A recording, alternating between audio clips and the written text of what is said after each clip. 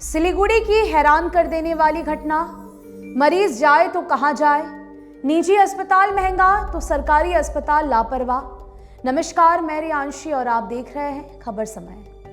Media खबरों में रोगी पक्ष की ओर से दावा किया जा रहा है कि सिलीगुड़ी के निकट एक निजी अस्पताल में रोगी का बैंडेज, एक्सरे और टाके लगाने जैसी चिकित्सा सेवाओं के लिए निजी अस्पताल प्रबंधन की ओर से मरीज के परिवार को 1,28,000 रुपए का बिल दिया गया।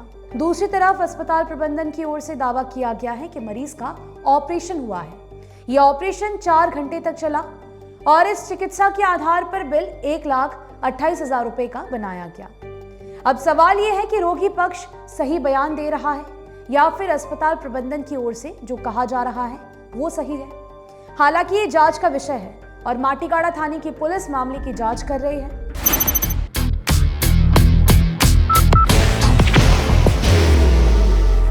There will only be one insignia. आपको बताते चले कि पिछले दिनों इस अस्पताल में सड़क दुर्घटना में घायल एक युवक को इलाज के लिए लाया गया था। यह युवक उत्तर बंगाल मेडिकल कॉलेज अस्पताल का कर्मचारी है, परंतु उसने अपनी चिकित्सा सरकारी अस्पताल में ना कराकर निजी अस्पताल में कराई। कारण क्या है ये तो वही जाने, परंतु एक सवाल जरूर उठ रहा है कि क्या सरकारी अस्पताल में बदइंतजामी है या फिर मरीज के इलाज में लापरवाही होती है। क्या सरकारी अस्पतालों में आधुनिक चिकित्सा व्यवस्था के नाम पर सिर्फ खानापूरी होती है या वास्तव में संसाधन होते ही नहीं है। जबकि दूसरी तरफ निजी अस्पतालों में रोगी की चिकित्सा सरकारी अस्पतालों के मुकाबले अच्छी और देखभाल भी अच्छी होती है, क्योंकि वहां आपसे पैसे लिए जाते हैं। सरकारी अस्पतालों में मरीजों से ज्यादा पैसे नहीं लिए जाते, इसीलिए वहां अमूमन इलाज के नाम पर लापरवाही अधिक देखी जाती है। निजी अस्पतालों के महंगे इलाज को लेकर रोगी और प्रबंधन पक्ष के बीच अक्सर तकरार होती रहती है। आरोप लगते रहते हैं कि प्रबंधन पक्ष की ओर से अनाप शनाप बिल बनाए जाते हैं। उनकी तरफ से इलाज के खर्च के हिसाब में कोई पारदर्शिता नहीं रखी जाती और औसत बिल बनाकर मरीज के रिश्तेदार को पकड़ा दिया जाता है।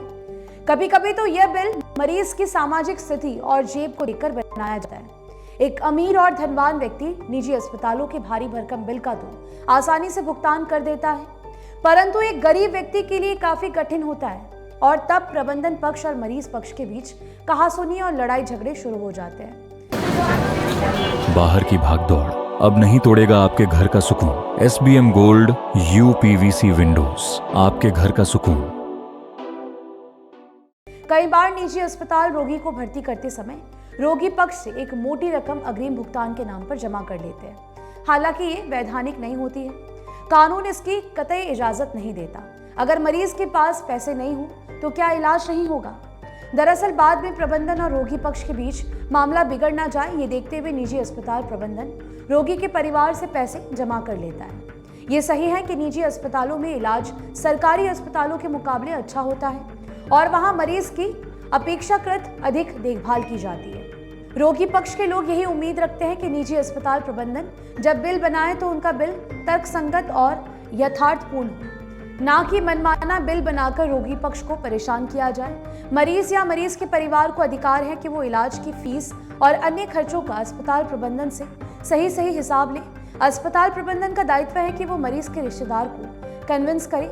अगर ऐसा होता है तो मरीज पक्ष और अस्पताल प्रबंधन के बीच कभी झगड़े वाली बात नहीं बनेगी।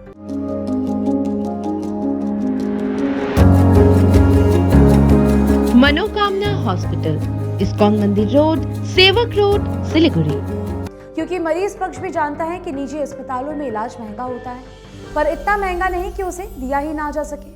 कुछ निजी अस्पताल इलाज के नाम पर जब महंगा डोज देने लगते हैं तो स्थिति खराब होने लगती है। मरीज और अस्पताल प्रबंधन के बीच अच्छे संबंध बहाल हो, इसके लिए निजी अस्पतालों को अच्छी सेवा तथा वाजिब बिल बनाने की जरूरत है। कुछ रोगी या रोगी के रिश्तेदार इस स्थिति में नहीं होते कि वो अस्पताल का महंगा बिल भुगतान कर सके। ऐसे में निजी अस्पतालों को लचीला रुख अपनाना चाहिए और मरीज के रिश्तेदार को परेशान नहीं करना चाहिए। वहीं सरकारी अस्पतालों में ऐसी व्यवस्था होनी चाहिए कि रोगी का भरोसा कायम हो सके।